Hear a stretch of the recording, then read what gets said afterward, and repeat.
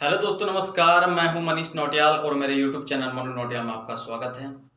देखिए दोस्तों, हमारा सबसे पहले मैं आपसे माफ़ी चाहूँगा, मैं आजकल आपके बीच उपस्थित नहीं हो पाया। हमारा जो दोस्तों हिंदी व्याकरण चल रहा था, इसमें हमने देखा था दोस्तों, लास्ट वाली वीडियो में हमने देखा था कि वर्ण देख रहे थे हिंदी व्याकरण में सबसे पहले कि वर्ण दो प्रकार के होते हैं, स्वर और व्यंजन। ठीक है, जिसमें हमारा स्वर हो गया था दोस्तों, और स्वर के हमने जितने भी पार्ट देखे थे वो परीक्षा की दृष्टि से बहुत महत्वपूर्ण है। इसी प्रकार से आज हमारा टॉपिक शुरू होने जा रहा है जिसका नाम है व्यंजन।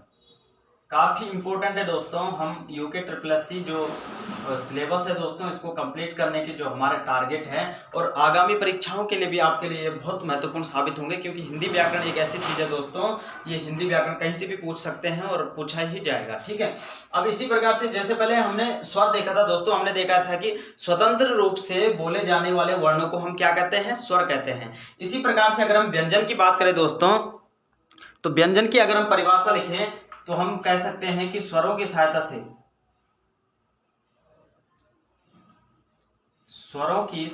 से बोले जाने वाले वर्णों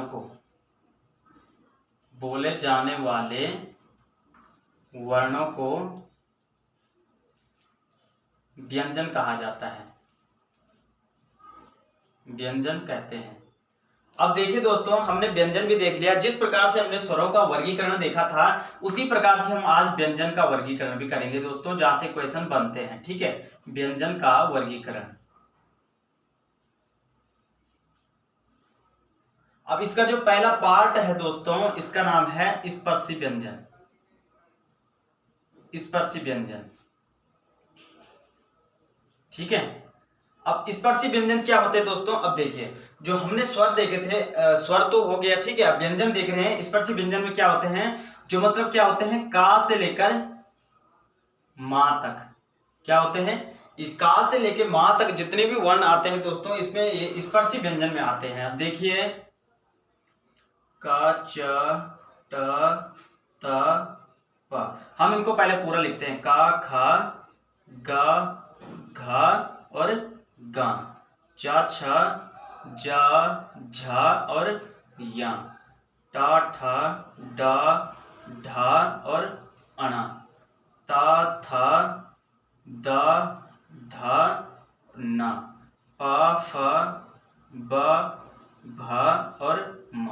ये क्या है दोस्तों? ये का से लेकर मां तक, मैंने पहले बताया था आपको, का से लेकर मां तक क्या है दोस्तों? ये स्पर्शी व्यंजन में आते हैं। और इसमें इंपॉर्टेंट चीज जो है दोस्तों, अब आप लोग समझेंगे, जिसमें जो परीक्षा की दृष्टि से पूछे जाते हैं। ठीक है, अब ये तो हो गया हमारा पहला वर्ग, ये हो गया दूसरा वर्ग, तीसरा, चौथा और पांचवा। ठीक है, पहला, दूसरा, तीसरा, चौथा और पांचवा। अब देखिए दोस्तों, अब जो ये पहला और दूसरा वर्ग हैं, इन्हें कहते हैं अघोष। पहला दूसरा वर्ग क्या होते हैं? पहला और दूसरा वर्ग क्या होते हैं? अघोष। और जो ये तीसरा, चौथा और ये पांचवा है दोस्तों, ये होते हैं सघोष। तीसरा, चौथा और पांचवा वर्ग क्या है दोस्तों? तीसरा, चौथा और पांचवा क्या है? सघोष। पहला, दूसरा अघोष, तीसरा, चौथा, पांचवा सघोष। अब देखिए दोस्तों, आपके पास क्वेश्चन किस प्रकार से बनेगा? आपके पास दे देगा चा दे देगा, झा दे देगा और ना दे देगा। ठीक है, अब इसमें बोलेगा आपको कि इसमें से दोस्तों पहला, दूसरा अघोष, तीसरा, चौथा, पांचवा, इसमें से सघोष व्यंजन कौन सा है? ठीक है, तो हमने देखा था कि जो ना है वो किसमें आ रहा है? ता, था, द, ध, ना। तो हमने देखा था कि तीसरा, चौथा और पांचवा क्या होते हैं? हमेशा सघोष होते हैं। तो इसमें से क्या हो रहा है? ना तो हमारा सघोष है, ठीक है। और चा क्या है? हमने देखा था कि पहला और दूसरा क्या है? अघोष। तो ये पहला वर्ग में आ रहा है ना चा, तो हम इसे क्या कहेंगे? अघोष। ठीक है, और ना क्या है? सघोष, क्योंकि ये पांचवा में आ रहा है। अब देखिए, ये क्या है? झा है। अब चा, छा, छा, ये तो पहला दूसरा आ गया चा। अब देखिए, चा और छा, ये तो पहला दूसरा में है ना, तो ये क्या है? अघोष है। लेकिन ये झा बोलना है दोस्तों, चा छा जा झा, तो ये चौथा में आ रहा है। तो हमने क्या देखा था, तीसरा, चौथा और पांचवा क्या है, सघोष है, तो ये भी क्या हो जाएगा दोस्तों, सघोष हो जाएगा। इसी प्रकार से क्वेश्चन बनते हैं दोस्तों, आपको कोई भी उठाकर कोई भी व्यंजन दे देगा कि धा कौन सा है हमारा, धा हमारा क्या है, सघोष है, ता क्या है, अघोष है। इसी प्रकार से हम देख सकते हैं दोस्तों, ठीक है। आशा करता हूं आप लोगों को समझ आया होगा। इसी प्रकार से अगर हम इनकी अल्प प्राण और महाप्राण की बात करें दोस्तों, वैसे हम आगे भी देखेंगे, लेकिन मैं आपको यहाँ पर समझाने के इसमें वो कर रहा हूं, जो हमारी नेक्स्ट वीडियो आएगी आप आसानी से समझ पाओगे दोस्तों। अब देखिए अल्प प्राण क्या होते हैं दोस्तों, अल्प प्राण, अल्प प्राण आप ये समझिए दोस्तों कि जब जिनको बोलने में क्या है, मुंह से, हमारे मुंह से कम हवा निकले, ठीक है। और इसी प्रकार से अगर हम महाप्राण की बात करें दोस्तों, महाप्राण, तो महाप्राण क्या हो जाएगा, जिसमें जिसको बोलने, जिन व्यंजनों को उच्चारण में क्या है, हमारे मुंह से क्या है, ज्यादा हवा निकले। महा मतलब ज्यादा, अल्प मतलब कम, ठीक है।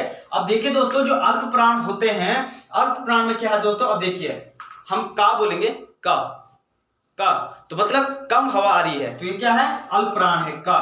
अगर हम खा की बात करें, का, खा, तो ज्यादा हवा आ रही है, का, खा, तो खा क्या हो जाएगा, महाप्राण हो जाएगा, ठीक है। इसी प्रकार से अगर हम गा की बात करें तो गा अल्प प्राण, और घा की बात करें घा, तो ये महाप्राण आ जाएगा, ठीक है।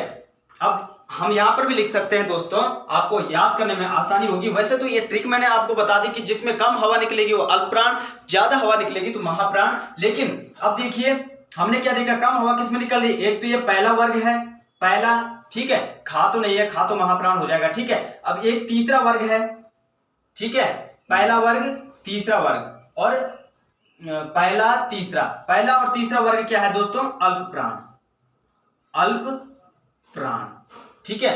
और दूसरा और चौथा और पांचवा ये क्या है दोस्तों, महाप्राण में आएंगे। याद रखना दोस्तों कि ये जो ये भी है गा, ज्ञा, ना, ना, मा, ये क्या है, महाप्राण में आएंगे, ठीक है। का आप खुद ही एक बार, आप जब तक आप अपने मुंह से दोहराएंगे नहीं, आपके समझ में बिल्कुल नहीं आएगा। इसीलिए दोस्तों मैं आपको बार बार बोलता हूं, मेरे साथ दोहराइए, क्योंकि अगर हम का बोलेंगे का तो अल्प प्राण आ जाएगा, अगर हम खा बोलेंगे खा तो महाप्राण आ जाएगा, ठीक है। इसी प्रकार से हमने इसका भी बना दिया कि एक पहला, तीसरा और पांचवा क्या, पहला और तीसरा क्या है, अल्प प्राण है, और दूसरा, चौथा और पांचवा क्या है दोस्तों, महाप्राण है। इसी प्रकार से अगर हम पांचवा वाले की बात करें दोस्तों, तो इसे हम अनुनासिक भी कहते हैं। अनुनासिक मतलब क्या है दोस्तों, अनुनासिक मतलब होता है जो नाक से हवा निकल रही है। आप देखिए गा, ना, मा, ये अना, ये क्या है, नाक से हवा निकल रही है दोस्तों, तो पांचवा वर्ग क्या हो जाएगा, हमारा अनुनासिक हो जाएगा, ठीक है।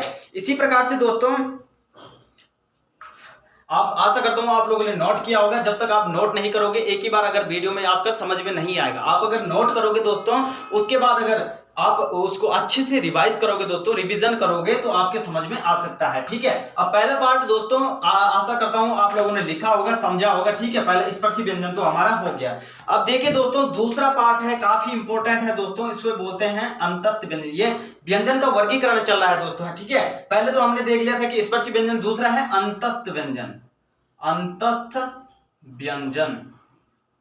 अब देखिए दोस्तों, अंतस्थ व्यंजन क्या होते हैं, इनमें आते हैं जैसे या, रा, ला, व, ये क्या आते हैं, ये अंतस्थ व्यंजन में आते हैं। आपके पास सीधे सीधे फैक्ट के तौर पर क्वेश्चन बन जाएगा कि अंतस्थ व्यंजन कौन कौन से हैं, तो या, रा, ला, व आपके पास दे देगा सीधे का, खा, गा, घा, या, रा, ला, कोई बीच में फंसा देगा दोस्तों। जैसे देखिए का दे देगा, मां दे देगा, ठीक है, पा दे देगा और वा दे देगा। तो अब ऑप्शन में आपके पास क्वेश्चन बनेगा, क्वेश्चन जैसे दे रखा है कि इनमें से अंतस्थ व्यंजन कौन सा है, तो है क्या है, हमने देखा था ये किस में है, ये स्पर्शी व्यंजन में, और वा किस में है, ये अंतस्थ व्यंजन में है। तो यही क्वेश्चन बनते हैं दोस्तों। अब इनका हम उच्चारण स्थान भी देखेंगे, सब कुछ देखेंगे, ठीक है। अब देखिए दोस्तों, अंतस्थ व्यंजन, इसलिए ये तो हो गया हमारा वर्ग, ठीक है। अब देखिए उच्चारण स्थान, उच्चारण स्थान, ठीक है। और प्राण के आधार पर भी देखेंगे, उच्चारण स्थान प्राण के आधार पर भी देखेंगे, और देखेंगे।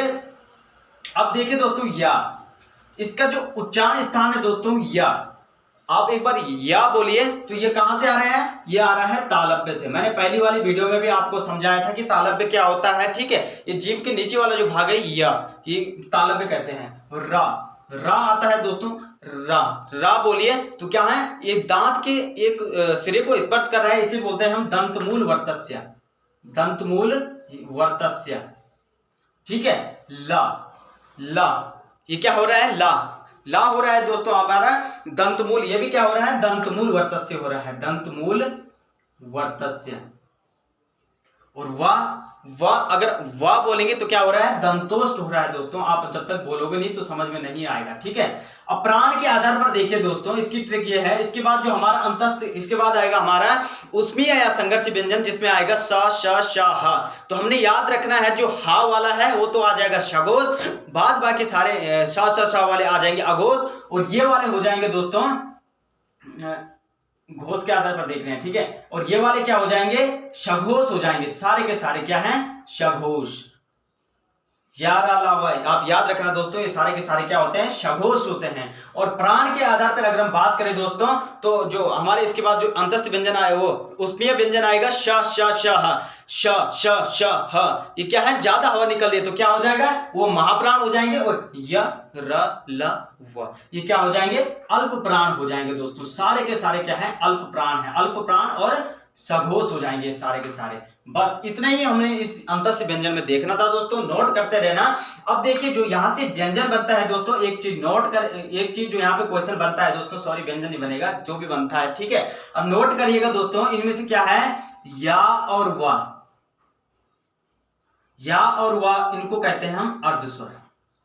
आपके पास सीधे सीधे उठाकर दे देगा ला वा रा वा, इनमें से कौन सा अर्धस्वर है, तो इसीलिए मैं आपको बोल रहा हूं कि नोट करिए। ठीक है, या और वा होते हैं अर्धस्वर। ठीक है, रा ला को बोलते हैं लुंठित स्वर, लुंठित स्वर। ला को बोलते हैं पार्श्विक स्वर, पार्श्विक स्वर। ठीक है, यार यार ला वा, ला को कहते हैं, और यार, या और वाह हो गए अर्धस्वर। ठीक है, या और वाह हो गया अर्धस्वर, ला रा हो गया लुंठी स्वर, ला हो गया पार्श्विक, और हा को कहते हैं दोस्तों, हा को कहते हैं काकल्य ध्वनि, काकल्य ध्वनि, जिसको हम उष्मीय व्यंजन में देखेंगे। ठीक है, हा वाले को। ठीक है, अब देखिए दोस्तों यही क्वेश्चन बनते हैं, आप नोट करते रहना। ठीक है, अब देखिए अगर आपके पास पूछा जाएगा उच्चारण स्थान के आधार पर, उच्चारण स्थान के आधार पर स्वरों का क्रम कौन सा होगा, स्वरों का क्रम कौन सा होगा। अब देखिए दोस्तों, सबसे पहले मैंने बात करी थी, सबसे पहला आता है कंठ्य, फिर आएगा तुम्हारा तालव्य, फिर आएगा मूर्धा, फिर आएगा दंत्य, दंत्य फिर आएगा ओष्ठ। ठीक है, फिर आएगा दंत्य, फिर आएगा ओष्ठ।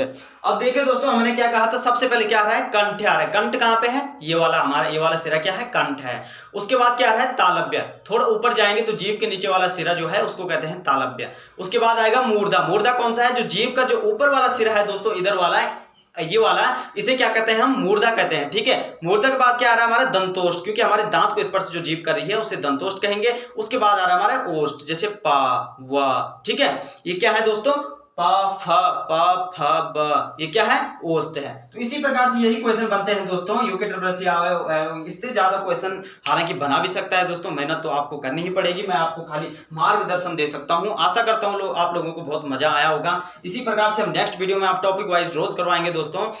थैंक यू सो मच, मिलते हैं नेक्स्ट वीडियो में। अगर मैं एक ही बार पूरा करवाता हूं तो आपको आपके ऊपर ज्यादा प्रेशर भी पड़ेगा और वीडियो भी ज्यादा लंबी हो जाती है। ठीक है, मिलते हैं नेक्स्ट वीडियो में। Thank you so much.